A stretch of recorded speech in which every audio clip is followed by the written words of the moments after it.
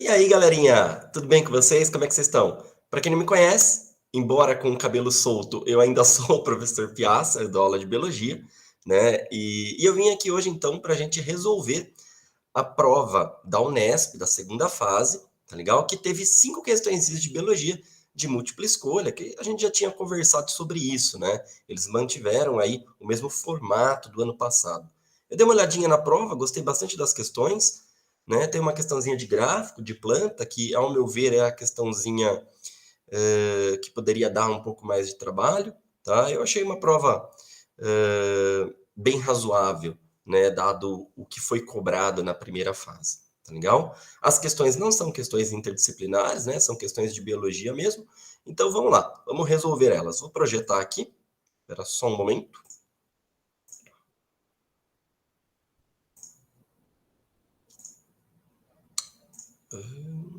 Aqui, ó. Bom, vou dar um zoom aqui, ó, para facilitar. Nós começamos lá na questãozinha de número 41, tá bom? Ó, questãozinha de número 41 fala o seguinte pra gente. Considere o trecho extraído da bula de determinado medicamento indicado pelo médico a seu paciente. Como esse medicamento funciona? Inibe a forma não competitiva da síntese de 1,3-beta-D-glucano, um componente essencial da parede celular do patógeno, que é constituída basicamente por polissacarídeos, glicanos e quitinas e proteínas. Galera, parede celular de quitina. Quem tem parede celular de quitina? Fungo, tá legal? Bom, ao inibir a síntese de glicanos, leva à perda da integridade da parede celular, fragilidade osmótica, ruptura celular e morte do agente. O medicamento em questão foi indicado para o combate. Gente, tem quitina, quitina é fungo, né? Questãozinha aqui, ó, alternativa correta é a alternativa A, que fala da Candida albicans, né? Rabidovírus, na letra B, é um vírus, não tem parede celular. Rickettsia rickettsiae é uma bactéria, peptídeo glicano, constituição, não tem quitina. Entamoeba histolítica é um protozoário, né? Não tem isso. Oxiurus vermiculares é um verme, não tem parede celular, a gente está falando de um indivíduo do reino animal, tá legal? Então era basicamente você relembrar aí da constituição da parede celular desse organismo, você marcaria a letra A. Questãozinha de número 42 é a que eu falei para vocês que traria para a gente um gráfico, né? Ela fala o seguinte, 2 vasos, um deles com uma planta heliófita e outro com uma planta umbrófila, ambas de mesmo porte e com suprimento hídrico adequado, foram expostas durante todo o período da manhã à luz do sol.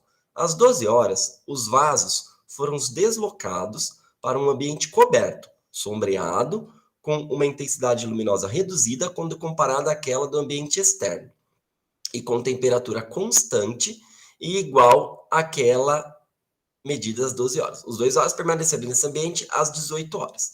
Então, ó, nessa primeira parte do gráfico, é uma parte onde a intensidade de luz era maior. Depois, às 18 horas, até o final do experimento, a incidência luminosa em que esses 2 vasos de planta estavam sujeitos é menor do que na primeira condição.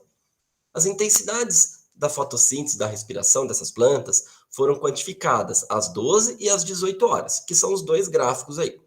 Verificou-se que as plantas não diferiram da quantidade de oxigênio consumido. Então, galerinha, ó, se eles não diferiram da quantidade de oxigênio consumido, uma dessas barrinhas que são iguais, por exemplo, a barrinha 1 ou a barrinha 2, deve representar para a gente a quantidade de oxigênio, né? A barrinha 3 não pode ser, porque teve alteração, vendo? A barrinha 3 no começo é maior e no final aqui ela é menor. Os dados obtidos foram registrados no gráfico. Bom, no gráfico, nos 2 horários de mediação, as barras que mostram a intensidade da fotossíntese de uma planta heliófita. Gente, heliófita vem de Hélio, deus grego do sol, né? Então é uma planta de luz, tá? Planta umbrófila, que ele fala aqui em cima, ó, é uma planta de sombra, tá bom? Galerinha, pra gente, daria para você fazer esse exercício sem o gráfico que eu vou mostrar agora para vocês. Por quê, ó? Vamos lá. No gráfico, nos 2 horários de mediação, as barras que mostram a intensidade da fotossíntese da planta heliófita. Bom, quando tinha bastante luz, a fotossíntese dela era alta, depois ela foi para uma região sombreada, diminuiu. Qual é a barrinha que faz isso? Que está alta no primeiro e menor no segundo? É a barrinha 3, né? Então tem que começar com a 3.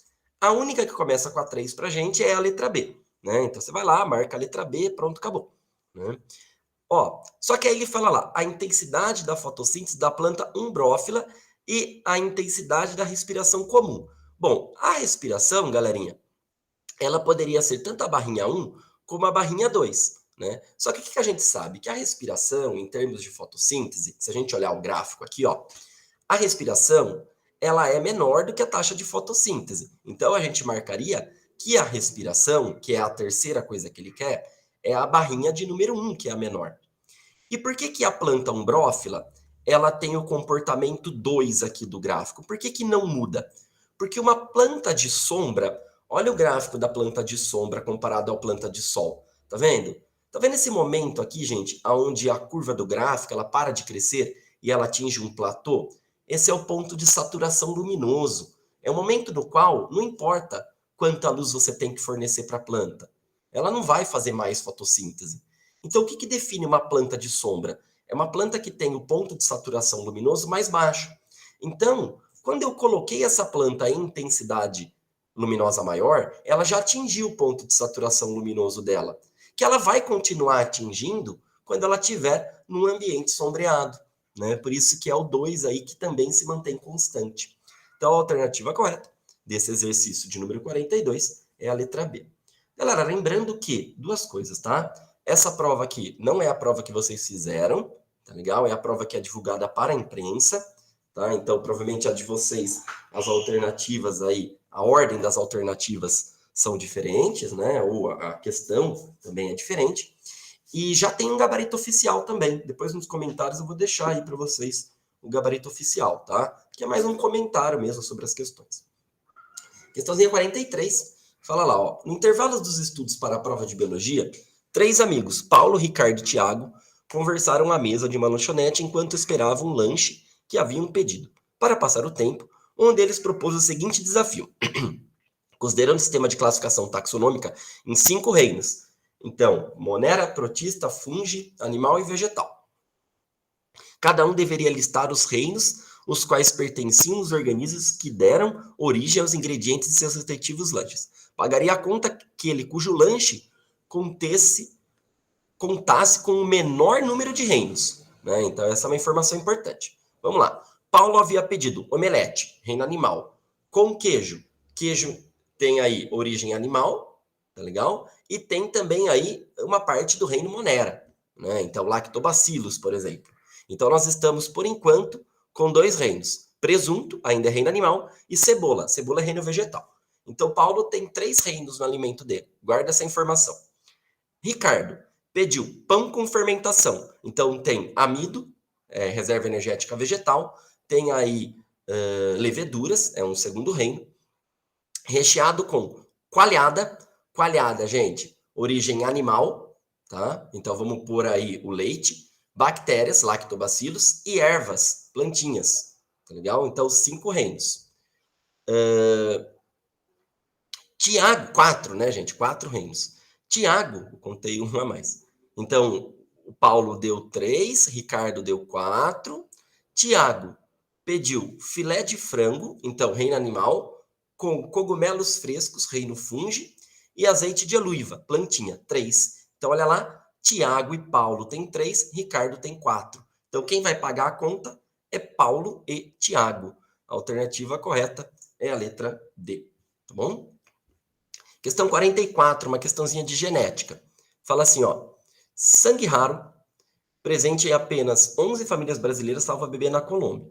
Um bebê de Medellín, na Colômbia, foi salvo graças à transfusão realizada com o sangue de um doador cearense. O sangue doado é do tipo raro, chamado fenótipo Bombaim, ou falso O. Pessoas com esse sangue só podem receber doação de outras que tenham o mesmo tipo sanguíneo. Bom, os indivíduos com fenótipo Bombaim não apresentam um alelo dominante H. Então, ó, quem é Bombaim, ele é Hzinho, Hzinho, tá legal? O indivíduo normal, ele é Hzão traço, o qual codifica uma enzima que transforma uma substância precursora no antígeno H. Então, quem é Hzão traço tem a capacidade de produzir esse antígeno H.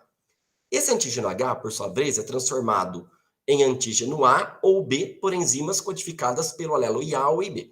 Então, o que isso significa? Que para uma pessoa ter o alelo IA ou IB e pertencer ao sangue A, B ou AB, né, ela tem que ter esse alelo Hzão aqui, dominante, para produzir o antígeno H. Aí esse antígeno H, ele vai sofrer a ação de enzimas que são codificadas pelo alelo IA e IB, que vai formar aí o antígeno A e o antígeno B.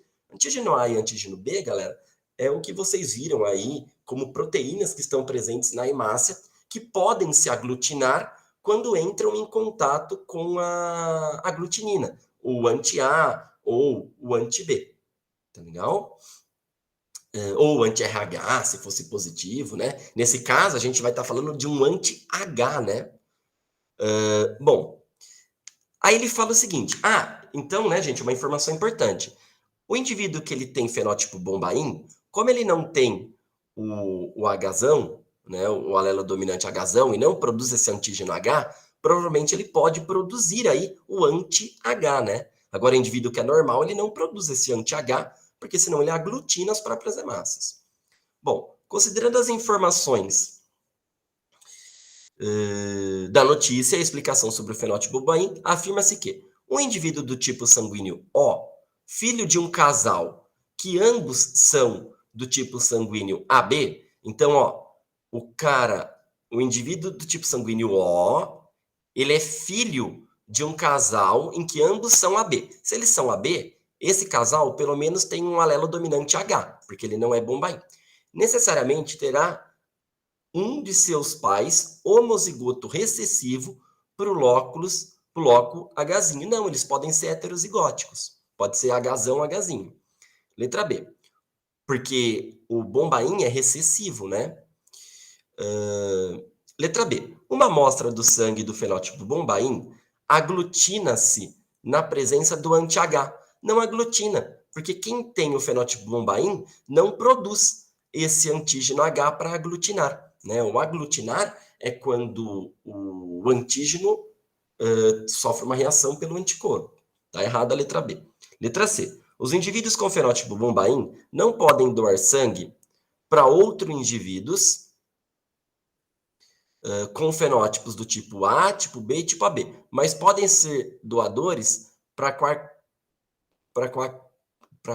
quaisquer pessoas do tipo O. Ele está falando aqui, né, gente, que bombaim só doa para o próprio fenótipo. Né? Isso já é uma informação que ele deu para a gente. Então, essa está fora. Letra D é a alternativa correta. Indivíduo com fenótipo bombaim produzem anticorpos contra o antígeno H. Né? Então, eles podem produzir anti-H do sangue de doadores do tipo O que não tem um fenótipo bombaim. Beleza, é por isso que uma pessoa de O normal, uma pessoa que tem o bombaim, não pode receber de uma pessoa que não tem. Então, a letra D é a alternativa correta. Letra E, um casal em que ambos são do tipo sanguíneo O, não bombaim, podem gerar crianças do tipo sanguíneo O, mas não podem gerar crianças com fenótipo bombaim. Bom, essas pessoas do tipo O, elas podem ser heterozigóticas, Hzão, Hzinho, e formar indivíduos Hzinho, Hzinho. Né? Mas como o texto fala pra gente, isso é muito raro, né? Então, a alternativa correta, letra D. Para finalizar, exercício 45, exercício sobre evolução, teorias evolutivas, mecanismos evolutivos, né? Leia o trecho extraído do livro O Maior Espetáculo da Terra. Imaginemos que toda a terra firme fosse reunida em um imenso continente por meio de um mar sem outros acidentes geográficos. Não há ilhas perto da costa, nem lagos ou cordilheiras em terra. Cordilheira. Lembra lá, hein? Cordilheira, isso é um tipo de especiação, né? Então, a gente vai estar falando de uma especiação alopátrica, que é aquela que novas espécies surgem devido a uma barreira geográfica. Em um mundo assim, um animal pode... pulei uma frase, né? Não há ilhas perto da costa, nem lagos ou cordilheiras em terra. Nada para quebrar a monótona, uniforme vastidão. Em um mundo assim, um animal pode ir facilmente de uma parte a outra, limitando apenas pela distância, jamais tolhido por barreiras inóspitas.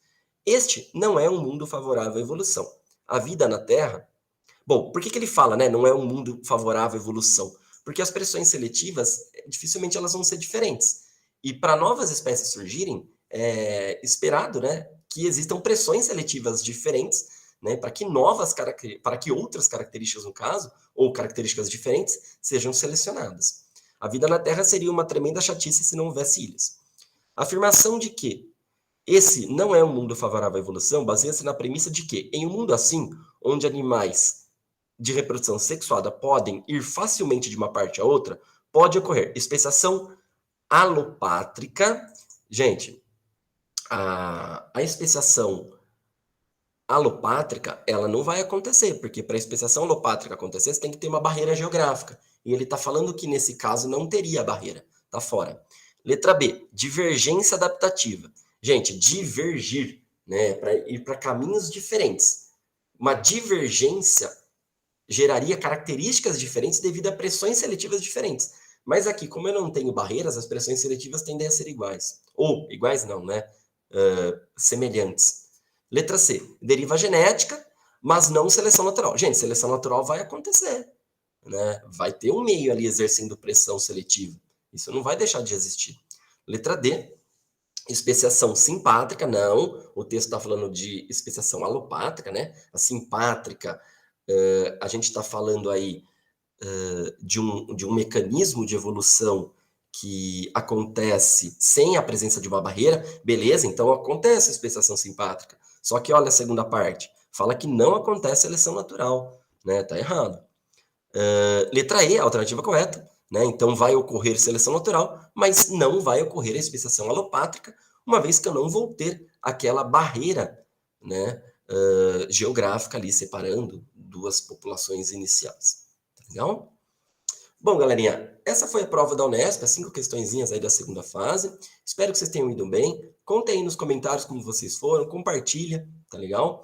E a gente se vê aí. Um bom final de ano para vocês, boas festas, bom Natal, tá? A gente só volta aí agora com o vídeo, eu vou ter umas férias, vocês também.